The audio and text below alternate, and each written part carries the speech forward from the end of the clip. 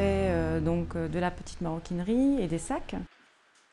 L'inspiration me vient effectivement de la presse, d'un peu de magazines féminins, mais pas uniquement parce que je ne veux pas copier ce qui se fait déjà. Donc je m'inspire aussi de l'architecture, je suis assez curieuse, je vais au cinéma, au musée, etc. etc.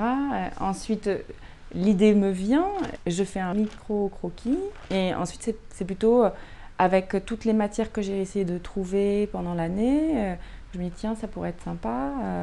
Et puis alors je commence par faire un patron, ensuite je monte sur ma machine à coudre et puis je le soumets à mon fabricant qui lui le chiffre et puis après on voit si le produit peut être viable, si il n'est pas trop cher, etc., etc. À partir de ce moment-là, quand le prototype est prêt, je le présente sur les salons et puis suivant les commandes, on se dit bon voilà, on lance pas et voilà. En fait, je suis autodidacte. J'avais peut-être quelques notions de couture puisque ma mamie, ma grand-mère était couturière.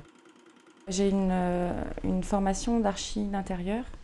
Je me suis dirigée vers la maroquinerie tout simplement parce qu'en fait, après mes études et quelques stages en architecture, les réalités du métier ne m'ont pas plu.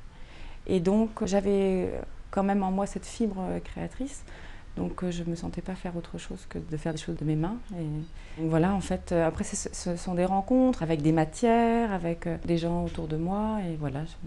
Et puis des amis qui m'ont poussée aussi. Ils m'ont dit, allez, il faut continuer, c'est sympa.